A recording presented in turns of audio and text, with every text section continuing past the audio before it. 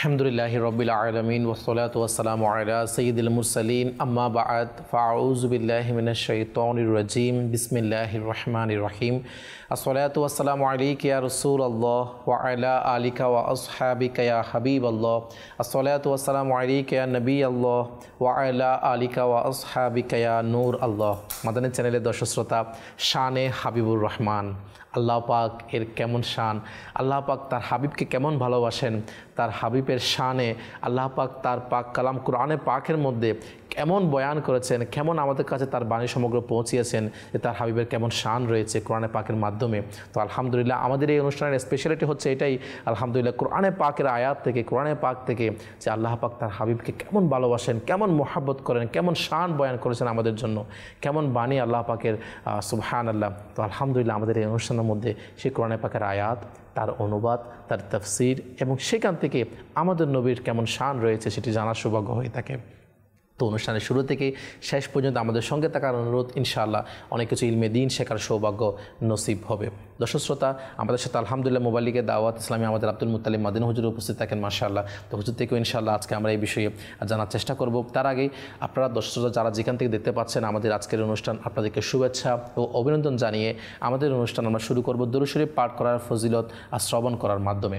আলহামদুলিল্লাহ আমির আহলে সুন্নাত দাওয়াত ইসলামী প্রতিষ্ঠাতা শাইখে তরিকত মাওলানা মুহাম্মদ ইলিয়াস আত্তার কাদেরী দামাত বারাকাতুহুল আলিয়া, তিনি আমাদেরকে দরুদ শরীফ পাঠ করা উৎসাহ প্রদান করতে গিয়ে তার লিখিত বিভিন্ন রিসালা, বিভিন্ন কিতাবের মধ্যে অসংখ্য দরুদ শরীফ পাঠ করার ফজিলত রয়েছে। যেমনটা আমিরুল মুমিনিন হযরত আলীউল মুর্তাদা শের কুদা কাররামাল্লাহু তাআলা ওয়াজহাহুল কারীম, তিনি বলেন, যখন কোনো মসজিদের পাশ দিয়ে অতিক্রম করো তখন নবী আকরাম হুজুরপুর নূর সাল্লাল্লাহু তাআলা আলাইহি ওয়াসাল্লাম এর উপর দরুদ শরীফ পাঠ করো। সুবহানাল্লাহ সুবহানাল্লাহ। হযরত আলী রাদিয়াল্লাহু তাআলা কত সুন্দর তার বাণী, যে আমরা যখন কোনো মসজিদের পাশ দিয়ে যাই তখন আল্লাহ পাকের ইয়াদ, আল্লাহ পাকের জিকির তো থাকবেই। আল্লাহ পাকের ঘর এর পাশ দিয়ে যখন আমরা যাচ্ছি, এর সাথে তার হাবিবের যেন জিকির আমরা করি, তার হাবিবের প্রতি যেন আমরা দরুদ শরীফ পাঠ করি, সেটা বলছেন আলীউল মুর্তাদা শের কুদা কাররামাল্লাহু তাআলা ওয়াজহাহুল কারীম। আল্লাহ তাআলা আমাদেরকে এর উপর আমল করার তৌফিক দান করুক, আমিন। আসুন মুহাম্মদের সাথে আমরা একটিবার দরুদ শরীফ পাঠ করি। সাল্লু আলাল হাবিব সাল্লাল্লাহু তাআলা আলা মুহাম্মদ সাল্লাল্লাহু তাআলা আলাইহি ওয়াসাল্লাম। দর্শক শ্রোতা, আসুন আজকে আমরা কোরআনে পাকের আয়াত থেকে তার হাবিব সাল্লাল্লাহু তাআলা আলাইহি ওয়াসাল্লাম কেমন শান রয়েছে, কেমন আল্লাহ পাক তার হাবিবকে ভালোবাসেন, মোহাব্বত করেন, সে বিষয়ে আমরা জানব। তার সাথে সাথে কোরআনে পাকের আয়াত থেকে আমরা একটা বিষয় এটাও জানব, যেটা আমি হুজুরের কাছে প্রশ্ন আকারেও সেটা আমি জানার চেষ্টা করব। আল্লাহ পাকের বড় দয়া, আমরা যখন কোনো ভালো কাজ করি, যখন কোনো ভালো কাজের ভালো আমরা নিয়ত করি আলহামদুলিল্লাহ, তো এই ভালো নিয়তের মধ্যে আমরা এটাও দেখতে পাই আল্লাহ পাকের দয়ায়, যে মনে করেন আমি এখন কাউকে 10টা টাকা সদকা করছি, তো এর আগে আমরা নিয়ত করে এটা দেখা যায় যে আমি এই যে সদকা করছি, এই সদকা করার আগে আমার নিয়ত আমি এটা করছি আল্লাহ ও তার রসুলের সন্তুষ্টির জন্য। এখানে সওয়াব ইবাদত আমরা তো জানি শুধুমাত্র আল্লাহ পাকেরই জন্য, এবং কোরআনে পাকের মধ্যে এক জায়গায় তো আমরা এটাও দেখতে পেয়েছি এভাবে করে, যে তোমাদেরকে আমি সৃষ্টি করেছি একমাত্র আমার ইবাদতের জন্য। তো এখানে আল্লাহ পাকেরই ইবাদতের কথা আসছে, আল্লাহ পাকেরই ইবাদত, কিন্তু এখানে এই কথাটা কেন বলা হয় যে আল্লাহ তার রসুলের সন্তুষ্টির জন্য? এখানে রসুলকে সন্তুষ্টির বিষয় কেন আসে নিয়তের ক্ষেত্রে? এই বিষয় যদি আপনি কোরআনে পাকের মাধ্যমে, হাদিসের মাধ্যমে যদি আমাদেরকে একটু বুঝিয়ে দিতেন। আলহামদুলিল্লাহি রাব্বিল আলামিন ওয়াসসালাতু ওয়াসসালামু আলা সাইয়্যিদিল মুরসালিন আম্মা বা'দ ফাআউযু বিল্লাহি মিনাশ শাইতানির রাজিম বিসমিল্লাহির রহমানির রহিম। মাশাআল্লাহ, আজকে আপনি অনুষ্ঠানের শুরুতেই প্রশ্ন করেছেন এবং অনেকের মনেই প্রশ্ন যে আমরা বিশেষ করে দাওয়াতে ইসলামের মাঝে যারা আছি, তারা প্রতিটি আমলের ক্ষেত্রে নিয়ত করে থাকে, আর নিয়ত করাটা উত্তম। হুজুর সাল্লাল্লাহু আলাইহি ওয়াসাল্লামের হাদিসের মাধ্যমে তো এটাই প্রতীয়মান হয় যে প্রত্যেকটা আমল নিয়তের উপর নির্ভরশীল। ইন্নামাল আমালু বিন্নিয়াত লিকুল্লি ইমরিইম মা নাওয়া, এবং প্রত্যেক ব্যক্তির জন্য সেটাই রয়েছে যা সে নিয়ত করেছে, অর্থাৎ নিয়তের উপরে নির্ভরশীল সে কি প্রতিদান পাবে আল্লাহ তাআলার কাছ থেকে। এছাড়াও আল্লাহ রাসূল সাল্লাল্লাহু আলাইহি ওয়াসাল্লাম বলেছেন নিয়তের ব্যাপারে যে আফদালুল আমালি আন-নিয়াতুস সাদিকা, যে সর্বোত্তম আমলই হচ্ছে সত্য নিয়ত। সুবহানাল্লাহ। অর্থাৎ আমলের মধ্যে যত ধরনের আমল রয়েছে জি, তার মধ্যে সর্বোত্তম আমল হচ্ছে নিয়াতুস সাদিকা, জি, সত্য নিয়ত। সত্য নিয়তের চেয়ে ভালো আমল হতে পারে না। আপনি আল্লাহ তাআলার কাছ থেকে কোনো কিছু পাবেন, সেটা আপনার নিয়তের উপর, আপনার ইখলাস কি আছে, আপনি কি জন্য করছেন, আপনার মাকসাদটা কি রয়েছে, অতঃপর আপনি কি পাবেন, নেকি পাবেন। তো এই জন্যই বলা হয়েছে যে সত্য নিয়ত হচ্ছে সবচেয়ে উত্তম আমল। মানে যে কোনো ভালো কাজ থাকে বারবার নিয়ত আমাদের করতে হবে। জি, তাছাড়াও হচ্ছে খয়রুম মিন আমালিহি, আমলের মধ্যে সর্বোত্তম আমল হচ্ছে নিয়ত। সুতরাং নিয়ত আমরা এই জন্যই করে থাকি দাওয়াতে ইসলামী। এই যে হাদিসগুলো রয়েছে এগুলোকে সাথে নিয়ে দাওয়াতে ইসলামী মূলত চলে। এবং রাসূল সাল্লাল্লাহু আলাইহি ওয়াসাল্লাম প্রত্যেকটা সুন্নতকে দাওয়াতে ইসলামের মাঝে যেভাবে খুঁজে খুঁজে আমল করার চেষ্টা করা হয়, সেটা হয়তো অনেকেই দেখবে না। এবং এই সোশ্যাল মিডিয়ার জামানায় মানুষ চাইলে সব কিছু দেখতে পারে, ওপেনলি সার্চ করতে পারে। এখন যদি আমরা এখানে যারা বসে আছি, যদি এই অনুষ্ঠান যারা দেখছে, তো এখানেও দেখবে যে অনুষ্ঠানের মধ্যে অসংখ্য সুন্নতের উপর আমল করা হচ্ছে। খুবই ভালো লাগছে যে আপনি সাথে চিরুনি নিয়ে বসেছেন। হুজুর সাল্লাল্লাহু আলাইহি ওয়াসাল্লামের অত্যন্ত চমৎকার একটি সুন্নত চুল আশ্রানো, এবং সেটা হুজুর সাল্লাল্লাহু আলাইহি ওয়াসাল্লাম অধিকারী করতেন। তো এই যে আমলগুলো সুন্নতগুলো রয়েছে দাওয়াত ইসলামের মধ্যে করা হয়। তো আমরা দেখি দাওয়াত ইসলামের যে কোনো মাহফিল হচ্ছে, কোরআন তেলাওয়াত হচ্ছে, যে কোনো কাজ হচ্ছে, তার পূর্বে বলে যে আসুন আমরা নিয়ত করে নিই যে আমরা আল্লাহ ও রাসূলের সন্তুষ্টির জন্য এই কাজটি করব। কোরআন তেলাওয়াত হচ্ছে যে আমরা কোরআন তেলাওয়াত করছি এবং আমি করছি আল্লাহ রাসূলের সন্তুষ্টির জন্য, আপনারাও শুনবেন আল্লাহ রাসূলের সন্তুষ্টির জন্য। তো আল্লাহ রাসূলের সন্তুষ্টির কথাটা বলা হয়, তো অনেকেও প্রশ্ন জাগতে পারে যে আল্লাহর সন্তুষ্টি তো ঠিক আছে বুঝে আসে, তার সাথে হুজুর সাল্লাল্লাহু আলাইহি ওয়াসাল্লামের সন্তুষ্টির কথা, সেটা কি কোরআন ও হাদিসে আছে? তো আমরা কোরআনের আয়াত থেকে সেটা জানার চেষ্টা করব। আজকে যে আয়াতটি নিয়েছি সেখানে আল্লাহ পাক এই বিষয়টি উল্লেখ করেছেন। আমরা আজকে সেই আয়াত নিয়ে আলোচনা করার চেষ্টা করব যে আল্লাহ পাক আয়াতের মধ্যে কি বুঝিয়েছেন এবং মুফাসসিরে কেরামগণ কিভাবে আমাদের মাঝে সেই বিষয়টি তুলে ধরেছেন। আয়াতের মধ্যে বলা হচ্ছে যে ওই সকল মুনাফিকরা আল্লাহ তাআলার কসম দিয়ে তোমাদেরকে বলে, যে আল্লাহ তাআলা শপথ করে বলছে, তো এভাবে মুমিনদেরকে বলে তারা যে লিয়ুরদুকুম, যে কেন তাদেরকে এই জন্য বলে, তোমাদেরকে বলে এই কথাগুলো আল্লাহ তাআলা শপথ দিয়ে যেন তোমরা সন্তুষ্ট হয়ে যাও।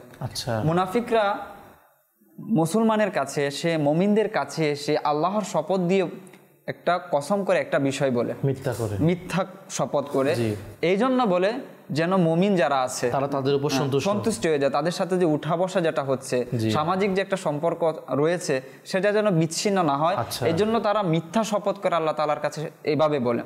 তো এই জন্য আল্লাহ বলেন আল্লাহ এবং তার রাসূল হচ্ছে অধিকতর হকদার, আহাক্কু, জিয়াদা হকদার, অধিক হকদার, যে তাদের উচিত হচ্ছে তাদেরকে কি করা, সন্তুষ্ট করা, রাজি করা। ইন কানু মুমিনিন, তারা যে দাবি করছে আমরা মুমিন, যদি তারা মুমিন হয় তাদের তো তাদের করণীয় হচ্ছে কি করা, আল্লাহ তার রাসূলের সন্তুষ্টি অর্জন করা। সুবহানাল্লাহ। তো এই আয়াতের মধ্যে প্রথমত হচ্ছে যে মুনাফিকের একটি আচরণ আমাদের সামনে আসে, যে মুনাফিকের আচরণটা আসলে কি রকম। এমনকি কোরআনে পাকের মধ্যে যে আয়াতগুলো রয়েছে সেখানেও কিন্তু এ ব্যাপারে স্পষ্ট, যে সূরা বাকারার শুরুর দিকে যে আমরা আয়াতগুলো দেখি, আল্লাহ তাআলা সেখানে ইরশাদ করছেন বিসমিল্লাহির রহমানির রহিম, ওয়া ইদা খালাউ ইলা শায়াতিনহিম ক্বালু ইন্না মাআকুম ইন্নামা নাহনু মুস্তাহজিউন।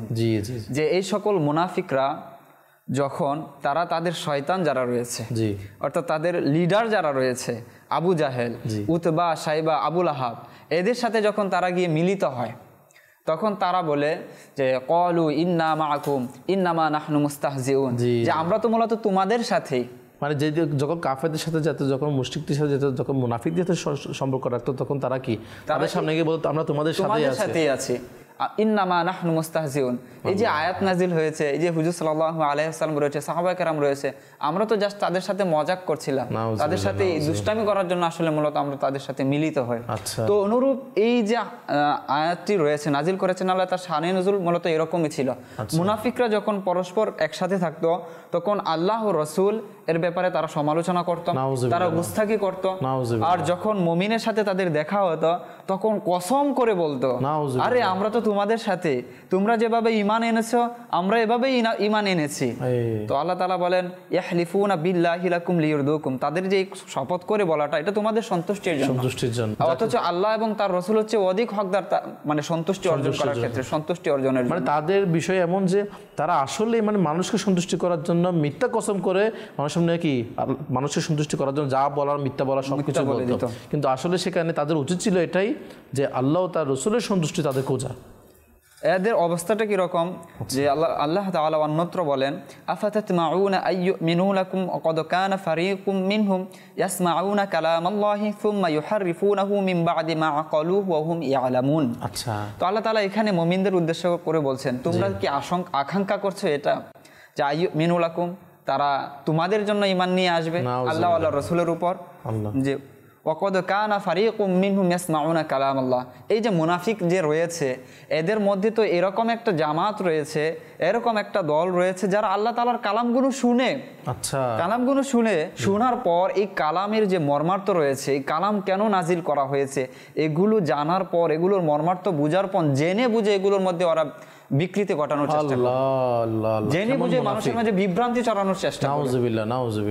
তো এই ব্যাপারে মূলত আল্লাহ পাক এই আয়াত নাজিল করেছেন। মানে মুনাফিক তারা এমন যে তারা সবসময় এটাই মানে এদিকে যারা মুসলমান তাদেরও সন্তুষ্টির জন্য, তাদেরকে খুশি করার জন্য যা মিথ্যা বলার, যা ওয়াদা ভঙ্গ করা সব কিছু করবে, আবার অপরদিকে যারা বেধর্মী, ওদিকে যারা মুনাফিক তাদের সামনে গিয়ে কি আল্লাহ তাআলা রাসূলের বিরুদ্ধে সমালোচনা করবে। তো আল্লাহ পাক এই জন্যই বলেছেন যে আল্লাহ এবং রাসূল হচ্ছে অধিক হকদার তাদের সন্তুষ্টি অর্জন করা, যদি তারা মুমিন দাবি করে নিজেদেরকে। যে মুমিন তো তারা বলে তোমাদের সাথে উঠা বসা করে, তো মুমিন হওয়ার জন্য প্রথম শর্তই হচ্ছে, অন্যতম শর্ত হচ্ছে আল্লাহ এবং তার রাসূলের সন্তুষ্টি অর্জন। এখান থেকে আপনি যে বিষয় আমি প্রশ্ন করেছি আপনাকে, মানে যারা মুমিন দাবি করে তারা অবশ্যই আল্লাহ ও রাসূলের সন্তুষ্টি অর্জন করবে এবং তারা অধিক হকদার সন্তুষ্টি অর্জন করার ক্ষেত্রে। মাশাআল্লাহ। এখানে যে বিষয়টি রয়েছে যে আল্লাহ রাসূল সাল্লাল্লাহু আলাইহি ওয়াসাল্লামের সাথে মূলত মুনাফিকরা কি করত? গুস্তাখি করত। হুজুর সাল্লাল্লাহু আলাইহি ওয়াসাল্লামের ব্যাপারে তারা সমালোচনা করত, এবং কি আমরা পূর্বের আয়াতগুলোর মধ্যেও দেখেছি যে হুজুর সাল্লাল্লাহু আলাইহি ওয়াসাল্লাম দোষগুলো কোনোভাবে খুঁজে বের করা যায় কিনা সেটা তারা চেষ্টা করত। তো এই যে সমালোচনা করাটা, এই সমালোচনা করাটা আল্লাহ তাআলা কি করেছে? নিজের সমালোচনা বলে আখ্যায়িত করেছেন। হুজুর সাল্লাল্লাহু আলাইহি ওয়াসাল্লামের যে বিষয়টি রয়েছে, তার যে সম্মান রয়েছে, তার যে সন্তুষ্টি অর্জন করতে হবে, যদি কেউ তাকে অসন্তুষ্ট করে মূলত সে আল্লাহকে অসন্তুষ্ট করলো। আর সবচেয়ে যে মজার যে বিষয়টা রয়েছে যে আল্লাহর যে সন্তুষ্টি অর্জনের ব্যাপারে এখানে রয়েছে, এবং আল্লাহ রাসূল অধিক হকদার সন্তুষ্টি অর্জনের করার ক্ষেত্রে যে মুনাফিক যারা রয়েছে এরা তো সরাসরি আল্লাহ তাআলার সাথে সাক্ষাৎ করে আল্লাহ তাআলার যে সন্তুষ্টি রয়েছে এটা অর্জন করতে তারা সক্ষম হবে না। প্রথমত তারা কার সন্তুষ্টি অর্জন করতে হবে? আল্লাহর রাসূলের সন্তুষ্টি অর্জন করতে হবে। আর তাকে নারাজ করার কারণে তো আল্লাহ তাআলা বলছেন যে আমি হকদার। তো নিজের রাসূলের সন্তুষ্টিটা নিজের সন্তুষ্টির সাথে কি করলেন? আল্লাহ তাআলা সম্পৃক্ত করে নিলেন, মিলিয়ে নিলেন। তো বলেন যে মূলত হচ্ছে তাদেরকে আল্লাহর রাসূলকে সন্তুষ্টি করতে হবে, সেটাই হচ্ছে মূলত আল্লাহ পাকের সন্তুষ্টি। আল্লাহু আকবার। এটা কিন্তু আমরা বিভিন্ন দুনিয়াবি ক্ষেত্রে অনেক সময় মিলানো যায়। যখন আমি মনে করেন আমি একজন আমার পক্ষ থেকে একজন মনে করেন আমার ভাইকে বা আমার একজন দূতকে, আমার একজন অফিসের আমি একজন যে আমার অ্যাসিস্ট্যান্ট হতে পারে, মনে করেন সে আমার লোক, তাকে যখন আমি কোনো অন্য একজন অফিসের কাছে বা অন্য একটা মানুষের কাছে আমি পাঠালাম, তাকে যদি কেউ নারাজ করে, তাকে যদি কেউ মনে করেন গালিগালাজ করে বা তাকে যদি কেউ খারাপ বলে পাঠিয়ে দেয়, তাহলে অবশ্যই যে বান্দা আমি যাকে আমি মিট করার জন্য পাঠিয়ে সে অবশ্যই সে আমার সন্তুষ্টি পাবে না। সে অবশ্যই তাকে যখন সে কোনো বড় কথা বললো তাহলে সে আমাকে বড় কথা বললো, কারণ সে আমার লোক ছিল, আমি তাকে পাঠিয়েছিলাম আপনার কাছে। তাহলে আল্লাহ পাকের একজন পক্ষ থেকে যদি কোনো একজন প্রতিনিধি হয়, আল্লাহ পাকের পক্ষ থেকে তার হাবিবকে আল্লাহ পাক আমাদের কাছে পাঠিয়েছেন, তাহলে সেই হাবিবকে অসন্তুষ্ট করা, সেই হাবিবের সন্তুষ্টি না খোঁজা, তার মানে তো আল্লাহ পাকের তো মূলত আল্লাহ পাক মুনাফিকদেরকে এটাই বলছেন যে তোমরা আমার হাবিবের সন্তুষ্টি অর্জন করো, যে তোমরা যে মুমিনদের সন্তুষ্টি অর্জন চাচ্ছ এটা তোমাদের কোনো কাজে আসবে না। কারণ তোমরা পিছনে আমার হাবিবের গুস্তাখি করছো আর আবার মুমিনদের সন্তুষ্টি অর্জন করে তোমরা মুমিন হয়ে যাবে, এটা কখনো সম্ভব না। আমার হাবিবের আয়াতের মূল বিষয় হচ্ছে যে আমার হাবিবের সন্তুষ্টি অর্জন করতে হবে। আমার হাবিবের সন্তুষ্টি অর্জন করো, তোমরা যে দাবি করো মুমিন, তখন তোমরা মুমিন হবে। ইন কুনতুম মুমিনিন, যদি তোমরা মুমিন দাবি করছো যে বিষয়টি, মুমিন তখন হবে যখন আমার হাবিবের সন্তুষ্টি অর্জন করবে। তো আল্লাহ পাক মূলত হুজুর সাল্লাল্লাহু আলাইহি ওয়াসাল্লাম সন্তুষ্টি অর্জনের জন্য তাদেরকে বলেছেন যে আর আল্লাহর হাবিব সাল্লাল্লাহু আলাইহি ওয়াসাল্লামের সন্তুষ্টি যখন অর্জন করবে তখনই তারা কি হবে? প্রকৃত মুমিন হবে। এখন যে বিষয়টা রয়েছে যে আল্লাহ পাক এখানে মুনাফিকদেরকে হুজুর সাল্লাল্লাহু আলাইহি ওয়াসাল্লামের সন্তুষ্টি অর্জন করার জন্য বলেছেন। তো এর থেকে প্রতীয়মান হয় যে আল্লাহর সন্তুষ্টি যেভাবে অর্জন করা যায় অনুরূপভাবে হুজুর সাল্লাল্লাহু আলাইহি ওয়াসাল্লামের সন্তুষ্টিও অর্জন করা যায়। এর মধ্যে কোনো শিরিক বা এই ধরনের কোনো বিষয় নেই, বরং আল্লাহ তাআলার আদেশে এখানে যারা আমার হাবিবের সন্তুষ্টি অর্জন করে, মানে যারা বলে যে এখানে আল্লাহ তার রাসূলের সন্তুষ্টি তোমরা কেন বলো, তাদের জন্য এটা কিন্তু কোরআনে পাকের আয়াতটি স্পষ্ট একটি প্রমাণ যে আসলে আমরা আল্লাহর সাথে রাসূলকে কেন সম্পৃক্ত করি, রাসূলের সন্তুষ্টি কেন খুঁজি, কারণ আল্লাহ তাআলা নিজেই বলেছেন তোমরা আল্লাহ তার রাসূলের সন্তুষ্টি তোমরা সন্তুষ্টি অর্জন করো। তো এভাবে যদি আমরা দেখি যে কোনো আমলে যদি আমরা নিয়ত করি যে এই আমল, এখানে তো প্রমাণ হয়েই গেল যে হুজুর সাল্লাল্লাহু আলাইহি ওয়াসাল্লামের সন্তুষ্ট অর্জন করতে হবে যদি মুমিন কেউ দাবি করে।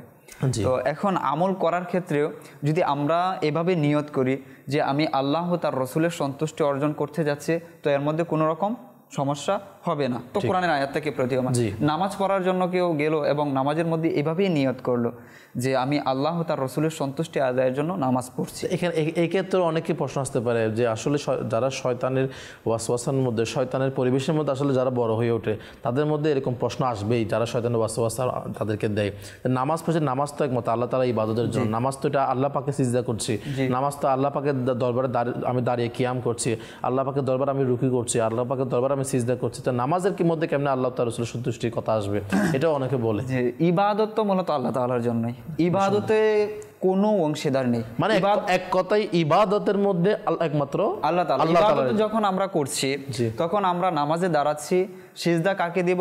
আল্লাহ পাককে সিজদা দিব। রুকু আমরা ঝুঁকছি কার জন্য? আল্লাহ তাআলার জন্য। আদবের সাথে দাঁড়াচ্ছি কার জন্য? আল্লাহ তাআলার জন্য। নামাজে তিলাওয়াত আল্লাহ তাআলার জন্য। কিন্তু এর পাশাপাশি যদি হুজুর সাল্লাল্লাহু আলাইহি ওয়াসাল্লামের সেই বাণীগুলোকে সামনে রাখা হয় যে হুজুর সাল্লাল্লাহু আলাইহি ওয়াসাল্লাম বলেছেন নামাজ হচ্ছে আমার চোখের শীতলতা, সুতরাং আমি চাচ্ছি যে এই নামাজের মধ্যে হুজুর সাল্লাল্লাহু আলাইহি ওয়াসাল্লামের যে চোখের শীতলতা সেটা আমি প্রদান করব হুজুর সাল্লাল্লাহু আলাইহি ওয়াসাল্লাম। হুজুর সাল্লাল্লাহু আলাইহি ওয়াসাল্লাম বলে গিয়েছেন শেষ পর্যন্ত, জীবনের শেষ পর্যন্ত যে নামাজ নামাজ নামাজ, যে নামাজের গুরুত্ব আমি চাচ্ছি হুজুর সাল্লাল্লাহু আলাইহি ওয়াসাল্লাম যে গুরুত্বটা দিয়ে গিয়েছেন নামাজের, সেই গুরুত্বটা আমি বাস্তবায়ন করে হুজুর সাল্লাল্লাহু আলাইহি ওয়াসাল্লামের সন্তুষ্টি অর্জন করব। নামাজ পড়ছি, নামাজ যদিও বা কি করছি আমরা, সিজদা কাকে দিচ্ছি? আল্লাহ তাআলাকে। তেলাওয়াত কার জন্য করছি? আল্লাহ তাআলার জন্য। আমরা দণ্ডায়মান হয়েছি এভাবে আদবের সাথে কার জন্য? আল্লাহ তাআলার জন্য। কিন্তু এই হাদিসগুলো তো এটাই প্রমাণ করে না যে আল্লাহ রাসূল সাল্লাল্লাহু আলাইহি ওয়াসাল্লাম তাকিদ দিয়েছেন, সেই তাকিদে যদি কেউ নামাজ পড়তে যায় সন্তুষ্ট কে হবে? আল্লাহ রাসূল সাল্লাল্লাহু আলাইহি ওয়াসাল্লাম সন্তুষ্ট হবেন না? অবশ্যই। তো সাহাবায়ে কেরাম হুজুর সাল্লাল্লাহু আলাইহি ওয়াসাল্লাম যে তাকিদ দিয়েছেন সেই সন্তুষ্টির জন্য তো অধিকারে তারা নামাজ পড়তেন, যে হুজুর সাল্লাল্লাহু আলাইহি ওয়াসাল্লাম যে তাকিদটা দিয়েছেন সেটা আমি বাস্তবায়ন করি, এতে হুজুর সাল্লাল্লাহু আলাইহি ওয়াসাল্লাম খুশি হবেন, সন্তুষ্ট হবেন। এমনকি আমরা বিগত অনুষ্ঠানগুলোতেও দেখেছি যে সাহাবায়ে কেরাম হুজুর সাল্লাল্লাহু আলাইহি ওয়াসাল্লামের সন্তুষ্টির জন্য তারা কি কি কাজ করেছে, নিজের জীবনকে উৎসর্গ করার জন্য তারা পিছপা হননি, দ্বিতীয়বার কখনো ভেবে দেখেননি যে এখানে আমার কি হবে। হ্যাঁ, হুজুর সাল্লাল্লাহু আলাইহি ওয়াসাল্লামের সন্তুষ্টির জন্য। সুতরাং এইভাবে সন্তুষ্টির সাথে নিয়ত করা এটা তো শিরিক হবে না। এখানে একটা উদাহরণ, যেমন ধরেন আমি মনে করেন আপনি হুজুর আমাকে দিলেন কি, হুজুর ধরেন এই মিষ্টিটা আপনি আমার পক্ষ থেকে খান, আপনি আমাকে দিলেন, খেলে পেট ভরবে কার? আমার নাকি আপনার পেট ভরবে? আমার মনে করেন যিনি যে কাজটা তারই পেট ভরবে, যে আমাকে দিয়েছে তার অন্তর খুশি হলো, খুশি হবে। তাহলে অন্তর খুশি হলো, সত্যি করতে পেট বললো টাকা, আমার যেই খেলো তারই পেট বললো না। তো আমি ইবাদত করছি, আল্লাহ পাকের জন্য ইবাদত করছি, কিন্তু যে হাবিবও আমাকে বলেছে তোমরা নামাজটা পড়ো, যে নামাজ পড়াটা আমার চোখে শীতল, তারও মন খুশি হলো, তারও সন্তুষ্টি হলো। তো সেটা নামাজটা পড়ার আগে আমি সেটা আগে নিয়ত করে ফেললাম যে আল্লাহ ও তার রাসূলের সন্তুষ্টির জন্য আমি নামাজটা করছি, ইবাদতটা করছি। এটা খুব সহজ আসলে বোঝার একটা বিষয়। আপনার সাহাবায়ে কেরামের আমলের মধ্যেও রয়েছে। এখন বলবে যে এই যে আয়াতের আপনার ব্যাখ্যা করছেন এটা নিজে থেকে ব্যাখ্যা করছেন। এক তো এখানে সন্তুষ্টির ব্যাপারে বলাই হয়েছে যে তোমরা মুমিন যদি দাবি করো তাহলে কি করবে? মূলত আমার হাবিবের সন্তুষ্টি অর্জন করতে হবে। মুমিন যে দাবি করবে, মুমিন হওয়ার জন্য হুজুর সাল্লাল্লাহু আলাইহি ওয়াসাল্লামের সন্তুষ্টি লাগবে। ইন কুনতুম মুমিনিন, যদি তোমরা মুমিন হও, তো হুজুর সাল্লাল্লাহু আলাইহি ওয়াসাল্লামের সন্তুষ্টি ব্যতীত মুমিনই হওয়া যাবে না। তো সাহাবায়ে কেরামের আমল থেকেও কিন্তু এটা প্রমাণিত। আবু মুসা আশআরী রাদিয়াল্লাহু তাআলা আনহুর আমলের মধ্যে ছিল যে আবু মুসা আশআরী রাদিয়াল্লাহু তাআলা আনহু কুরআন তিলাওয়াত করছিলেন। আচ্ছা, যে আমরা জানি মুমিনের প্রত্যেকটা আমল, প্রত্যেকটা ইবাদত কি হয়? আল্লাহর জন্য। আবু মুসা আশআরী রাদিয়াল্লাহু তাআলা আনহু কুরআন তিলাওয়াত করছেন। কুরআন তিলাওয়াত কি? ইবাদত। এমনকি বলা হয়েছে নফল ইবাদতের মধ্যে সর্বোত্তম ইবাদত হচ্ছে কি?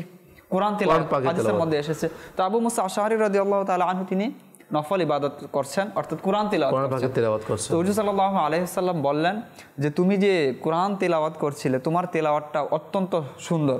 আচ্ছা, এইটা আসছে আয়াতের তাফসিরে ওয়া আতাইনা দাউদা জাবুরা।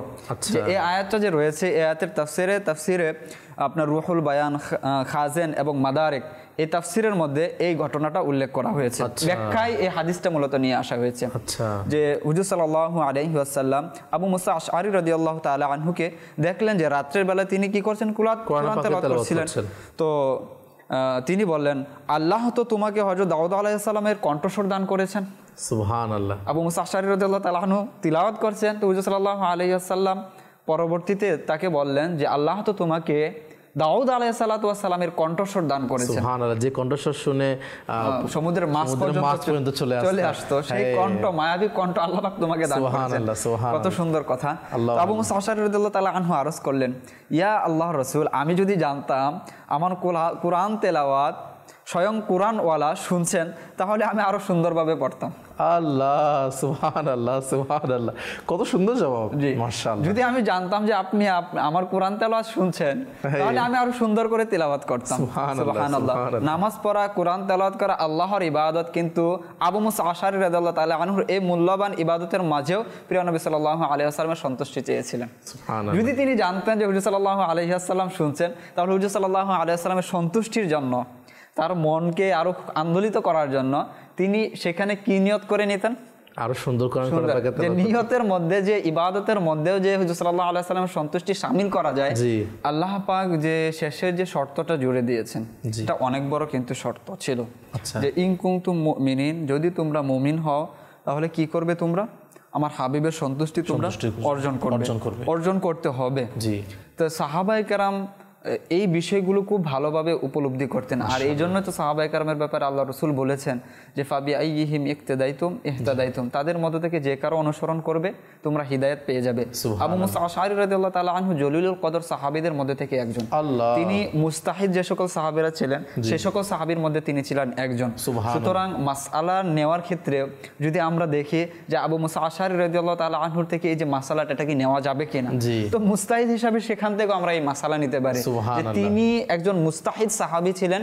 তিনি কি করেছেন যে ইবাদতের মধ্যে যে হুজুর সাল্লাল্লাহু আলাইহি ওয়াসাল্লামকে শামিল করা যাবে, এই কথার মধ্যে এটাও প্রতীয়মান হয়। যে সাহাবীদের আমরা ক্যাটাগরি শুনেছি অনুষ্ঠানে, যে সাহাবী দুই দল রয়েছে, একজন হচ্ছেন মুহাদ্দিস, একদল হচ্ছে মুস্তাহিদ। মুস্তাহিদ যারা হচ্ছে মূলত আমল করার ক্ষেত্রে তাদের কোলকে কি করা হয়? কর্তব্য করা হয়, তাদের কোলকে গ্রহণ করা হয়। তো অনুরূপভাবে আবু মুসা আশআরী রাদিয়াল্লাহু তাআলা আনহু সেই সকল সাহাবীদের একজন ছিলেন যিনি মুস্তাহিদ ছিলেন।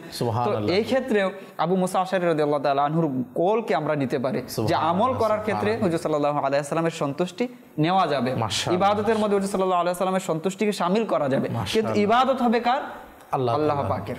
কিন্তু সন্তুষ্টির বিষয় যখন আসবে তখন তার হাবিবকেও জড়িয়ে নিতে হবে, কেননা জোড়ানো এটা আমরা করছি না, আল্লাহ পাক নিজেই বলেছেন তোমরা আমার হাবিবেরও সন্তুষ্টি তোমাদের প্রয়োজন, কারণ আমার আল্লাহ পাকের হাবিবকে আল্লাহ পাকে পাঠিয়েছেন, আর সে হাবিব যখন আমাদের কাছে এসেছে তো ইনার সন্তুষ্টি খোঁজার জন্য আল্লাহ পাকে বলে দিয়েছেন। এটা আলহামদুলিল্লাহ কোরআনে পাক থেকে এবং হাদিস শরীফ থেকে খুব সুন্দরভাবে আরো যদি আমরা যদি স্পষ্টভাবে আরো একটি বিষয় বুঝতে চাই যে হুজুর সাল্লাল্লাহু আলাইহি ওয়াসাল্লামের সন্তুষ্টি কতটা প্রয়োজন এবং সাহাবায়ে কেরামের মধ্যে এই বিষয়টা কি রকম ছিল। যে হুজুর সাল্লাল্লাহু আলাইহি ওয়াসাল্লাম এর পর খলিফা হবেন আবু বকর সিদ্দিক রাদিয়াল্লাহু তাআলা আনহু, এবং এর দলিল হিসাবে নেওয়া হয় যে হুজুর সাল্লাল্লাহু আলাইহি ওয়াসাল্লাম বাহ্যিক হায়াতে থাকা অবস্থায় হুজুর সাল্লাল্লাহু আলাইহি ওয়াসাল্লাম আবু বকর সিদ্দিক রাদিয়াল্লাহু তাআলা আনহুকে ইমামতির জন্য পাঠিয়েছিলেন। সাহাবায়ে কেরামের মধ্যে আবু বকর সিদ্দিক রাদিয়াল্লাহু তাআলা আনহু তিনি সাহাবী, উমর ফারুকও সাহাবী, উসমান গনি রাদিয়াল্লাহু তাআলা আনহু, আলী রাদিয়াল্লাহু তাআলা আনহু সাহাবী। প্রত্যেকের তাকওয়ার মর্যাদার দিক থেকে আপন জায়গায় সবাই উত্তম। সুতরাং প্রত্যেকটা দিক বিবেচনা করে হুজুর সাল্লাল্লাহু আলাইহি ওয়াসাল্লাম কাকে অনুমতি দিয়েছেন ইমামতির জন্য? আবু বকর সিদ্দিক রাদিয়াল্লাহু তাআলা আনহু। সুতরাং বোঝা যাচ্ছে যে এই সাহাবায়ে কেরামের মধ্যে সবচেয়ে সর্বোত্তম যার মর্যাদা সেটা হচ্ছে আবু বকর সিদ্দিক রাদিয়াল্লাহু তাআলা আনহু। হুজুর সাল্লাল্লাহু আলাইহি ওয়াসাল্লাম তো অনুমতি দিয়ে দিলেন, এখন সে আবু বকর সিদ্দিক যাকে হুজুর সাল্লাল্লাহু আলাইহি ওয়াসাল্লাম নিযুক্ত করেছেন সকল সাহাবাদের মধ্যে থেকে সর্বোত্তম, সে মাসালার দিক থেকে যদি আমরা বিশ্লেষণ করি তাহলে এটাই আমাদের সামনে আসে। তো সে আবু বকর সিদ্দিক রাদিয়াল্লাহু তাআলা আনহুর ব্যাপারে আলী রাদিয়াল্লাহু তাআলা আনহু কে হুজুর সাল্লাল্লাহু আলাইহি ওয়াসাল্লাম পাঠালেন যে আবু বকর সিদ্দিককে গিয়ে বলো সে যেন ইমামতি করে। কাকে পাঠিয়েছেন? হায়দারে কাররার আলীউল মুর্তজা কাররামাল্লাহু ওয়াজহাহুল কারীম। তিনি বলেন আমি সুস্থ ছিলাম, আমি উপস্থিত ছিলাম, সবকিছু থাকা সত্ত্বেও হুজুর সাল্লাল্লাহু আলাইহি ওয়াসাল্লাম আদেশ দিয়েছেন আমি যেন গিয়ে বলি আবু বকর রাদিয়াল্লাহু তাআলা আনহু নামাজ পড়ান। সুবহানাল্লাহ সুবহানাল্লাহ। তো তিনি নামাজে দাঁড়িয়ে গেলেন। আচ্ছা। তো যখন নামাজ শুরু হলো, হুজুর সাল্লাল্লাহু আলাইহি ওয়াসাল্লাম নামাজকে কত ভালোবাসতেন। যখন নামাজ শুরু হলো তো তিনি বলেন আমার সহ্য হলো না যে আমি নামাজ পড়বো, আমার উম্মতের সাথে আমি নামাজ পড়বো। হুজুর সাল্লাল্লাহু আলাইহি ওয়াসাল্লাম কাঁধে ভর করে দুজন সাহাবীর, হযরত আলী রাদিয়াল্লাহু তাআলা আনহুর ব্যাপারে বলা হয় এবং জাফর বিন আবি তালিব রাদিয়াল্লাহু তাআলা তাদের ব্যাপারে আসছে। হুজুর সাল্লাল্লাহু আলাইহি ওয়াসাল্লাম অনুমতি দিয়ে দিলেন এবং এদিকে আবু বকর সিদ্দিক রাদিয়াল্লাহু তাআলা আনহু নামাজ আরম্ভ করে দিলেন। হুজুর সাল্লাল্লাহু আলাইহি ওয়াসাল্লাম পরবর্তীতে পিছে আসলেন নামাজে। আবু বকর সিদ্দিক রাদিয়াল্লাহু তাআলা আনহু দাঁড়িয়ে আছেন। আবু বকর তাকওয়ার ব্যাপারে আল্লাহ পাক স্বীকৃতি দিয়েছেন। সুবহানাল্লাহ। যে আল্লাহ পাক কোরআনে পাকের মধ্যে বলেছেন ইন্না আকরামাকুম ইনদাল্লাহি আতকাকুম, তোমাদের মধ্যে সর্বোত্তম সেই ব্যক্তি যে তোমাদের মধ্যে সর্বোত্তম তাকওয়াবান। এদিকে আলী রাদিয়াল্লাহু তাআলা আনহুকে আল্লাহ রাসূল সাল্লাল্লাহু আলাইহি ওয়াসাল্লাম পাঠালেন যে আবু বকরকে গিয়ে বলো সে যেন নামাজ পড়ায়। আবু বকর সিদ্দিক রাদিয়াল্লাহু তাআলা আনহু নামাজ পড়াচ্ছেন, পিছনে হুজুর সাল্লাল্লাহু আলাইহি ওয়াসাল্লাম গেলেন। তো আবু বকর সিদ্দিক রাদিয়াল্লাহু তাআলা আনহুকে আল্লাহ পাক কোরআনে পাকের মধ্যে বললেন না যে তোমাদের মধ্যে সর্বোত্তম ব্যক্তি হচ্ছে সে যে তোমাদের মধ্যে সর্বোত্তম তাকওয়াবান। সর্বোত্তম তাকওয়াবান ব্যক্তি নামাজ পড়াচ্ছেন, ইমামতি করাচ্ছেন। আল্লাহ রাসূল সাল্লাল্লাহু আলাইহি ওয়াসাল্লাম থেকে নির্ধারিত যে এ হচ্ছে সর্বোত্তম ব্যক্তি তোমাদের, এই জন্য তো অনুমতি দিয়েছেন না। তো এখন কোরআনও কিন্তু আবু বকর সিদ্দিকের কথাই বলে যে আবু বকর সিদ্দিক হচ্ছে সর্বোত্তম তাকওয়াবান। তো সর্বোত্তম তাকওয়াবান ব্যক্তি নামাজ পড়াচ্ছেন। আল্লাহর রাসূল সাল্লাল্লাহু আলাইহি ওয়াসাল্লাম কর্তৃক যে নির্বাচিত ব্যক্তি তিনি নামাজ পড়াচ্ছেন, তার নামাজটা কীরকম, তিনি কি করছেন যে হুজুর সাল্লাল্লাহু আলাইহি ওয়াসাল্লাম গিয়েছেন, তিনি নামাজের মধ্যে দাঁড়িয়েছেন আল্লাহ তাআলার সামনে। হুজুর সাল্লাল্লাহু আলাইহি ওয়াসাল্লাম যখনই বুঝতে পেরেছেন হুজুর সাল্লাল্লাহু আলাইহি ওয়াসাল্লাম চলে এসেছেন, তিনি নামাজ থেকে পিছনে চলে এলেন এবং হুজুর সাল্লাল্লাহু আলাইহি ওয়াসাল্লামকে ইশারায় বুঝালেন যে আপনি এখন আমার সামনে চলে যান। আল্লাহু আকবার। নামাজের মধ্যে হুজুর সাল্লাল্লাহু আলাইহি ওয়াসাল্লাম কি করছে এসেছে ধ্যান কোন দিকে? হুজুর সাল্লাল্লাহু আলাইহি ওয়াসাল্লাম একজন সর্বোত্তম তাকওয়াবান ব্যক্তি যার ব্যাপারে এসেছে যে আম্বিয়াগণের পর সর্বোত্তম যিনি হচ্ছেন আবু বকর সিদ্দিক। তার নামাজ কি রকম? যে হুজুর সাল্লাল্লাহু আলাইহি ওয়াসাল্লাম এসেছেন তার সম্মানে ইমামতির জায়নামাজ ছেড়ে পিছনে চলে আসা, আমার নবীকে সামনে দেওয়া, এই যে নামাজের মধ্যে হুজুর সাল্লাল্লাহু আলাইহি ওয়াসাল্লামের খেয়াল করা, ধ্যান করা, ধারণা করা এখন তিনি কোথায় আছেন, কি করছেন, কোন পর্যন্ত এসেছেন, তিনি এখন এই মুহূর্তে আমার পিছনে অবস্থান করছেন, আমি যদিও বা আল্লাহ তাআলার সামনে দাঁড়িয়েছি, এই মুহূর্তে আমার করণীয় হচ্ছে তাকে সামনে দিয়ে দেওয়া। সুবহানাল্লাহ সুবহানাল্লাহ। আল্লাহ পাকের দরবারে দোয়া, আল্লাহ পাকের ক্ষেত্রে আমাদেরকে বোঝার এবং আমল করার তৌফিক দান করুক। আল্লাহ তাআলা আমাদেরকে এই নিয়তে প্রত্যেকটা ভালো কাজ, প্রত্যেকটা ইবাদত আল্লাহ তার রসুলের সন্তুষ্টি মোতাবেক করার সে তৌফিক দান করুক। আমিন বিজাহি নবিল আমিন সাল্লাল্লাহু তাআলা আলাইহি ওয়া আলিহি ওয়াসাল্লাম। দর্শক শ্রোতা, ইনশাআল্লাহ অপর একটি অনুষ্ঠানের মধ্যে এভাবে গুরুত্বপূর্ণ ঈমান এবং আকীদা বিষয় নিয়ে ইনশাআল্লাহ কোরআনে পাকের আয়াত থেকে আল্লাহ পাক তার হাবিবের কেমন শান বয়ান করেছেন সেই বিষয়ে ইনশাআল্লাহ অপর একটি অনুষ্ঠানে আমরা আবারও উপস্থিত হব। ততক্ষণ পর্যন্ত দেখতে থাকুন মাদানী চ্যানেল বাংলা। সাল্লু আলাল হাবিব সাল্লাল্লাহু তাআলা আলা মুহাম্মদ সাল্লাল্লাহু আলাইহি ওয়াসাল্লাম।